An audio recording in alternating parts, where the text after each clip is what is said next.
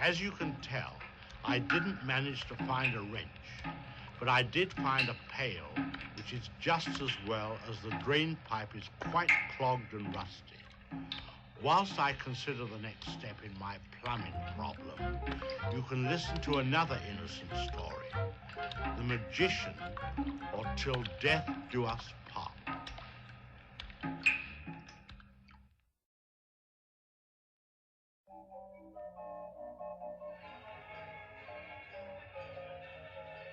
It was hard to imagine why Jenny thought the magician in the circus attractive. He had large, bulging eyes, a high-domed forehead, and a thin slit of a mouth which twitched slightly all the time. But dressed in his top hat and wearing a red silk lined cape, he was everything a poor romantic little farm girl could ask for, especially a little farm girl whose life was one dreary day of drudgery after another. Perhaps it was the strange, hypnotic feeling she had when he said, "Jenny, eh? What a pretty name. What a pretty girl. And you say you would like a job as my assistant in the circus? Come in, Jenny." She stepped into his wagon and looked about, and was so entranced by what she saw that she was only dimly aware of the door swinging shut and the lock clicking behind her. The room was filled with strange things. A bat bobbing in a large jar of alcohol. Pictures of strange creatures with 5 legs and 6 eyes. On the walls, strangely colored charts of the sun and the stars. The windows draped with a thick purple gauze. A mummified cat baring its teeth. And huddled on an old bent chair in one corner was a young girl of about her own age. "I was just talking to Esmeralda here," said the magician. "She's been a bad girl, haven't you, my pet?" "I won't stay here any longer," said the girl in a tearful voice. "That's one," said the magician, his mouth twitching a bit more than usual. "I won't be your assistant any longer," said Esmeralda. "That's 2, twitched the magician as he took a step toward the girl. Jenny whispered, "What are you going to do?" The magician turned his large eyes on her and said, "I'll be with you in a moment, my dear." Esmeralda ran to the door, but it was locked. "Let me go," she screamed. The magician waved a long, bony finger at the girl and said, "That's 3." With that, there was a blinding flash.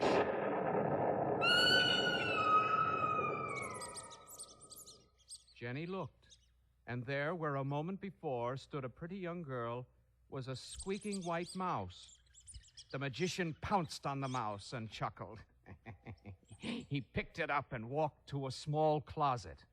He opened the door and took out a cage that was filled with white mice. He dropped Esmeralda in the cage and put it away. He turned and moved toward Jenny. "And now, my dear, what was it you were saying?" he said. Jenny ran to the door and started to hammer at it with her fists. She turned and said, "You terrible, horrible man doing such an awful thing. I wouldn't be your assistant if you were the last magician on earth." The magician shook his finger at her, smiled, and said quietly, "That's 1."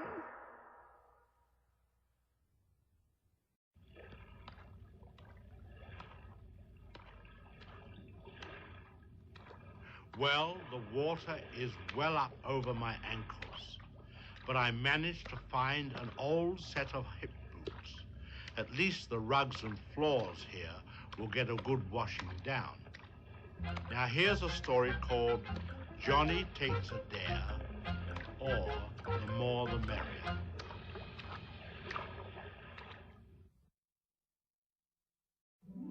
The best thing about the new house they were building down by the woods at the other end of town was that there wasn't any watchman.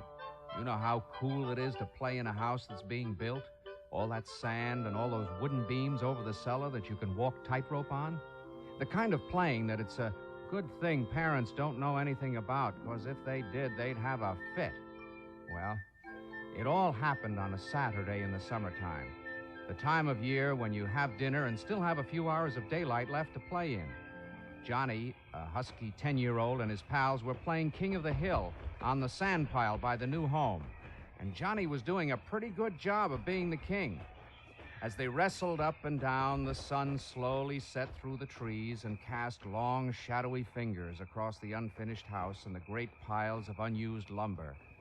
The darker it got, the brighter glowed the red warning lantern which the workmen had left behind, until finally everything was bathed in an eerie red glow. Finally, the game stopped, and the boys, breathing heavily, looked about them.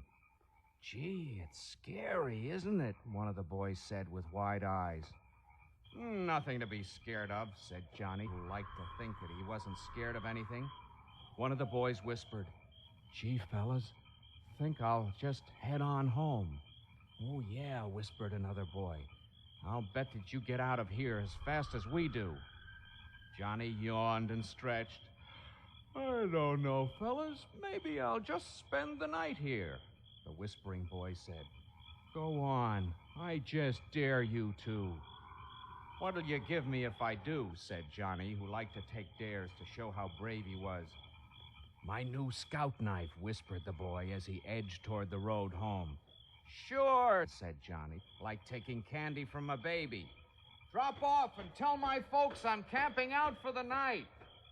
Johnny looked around and started for the unfinished house. He was startled for a moment as he saw a great shadow moving against the side of it, but laughed weakly to himself as he realized it was his own shadow caused by the red lantern light. One room was almost finished. At least it had a floor and a roof on. "Good a place as any," said Johnny to himself as he found a clear place on the floor and settled down. The wind blew crisply through the open doors and windows. There was just a sliver of a moon, but it was quickly covered by a swift-moving cloud. Soon there was no light at all, but the red lantern glowed against the opposite wall.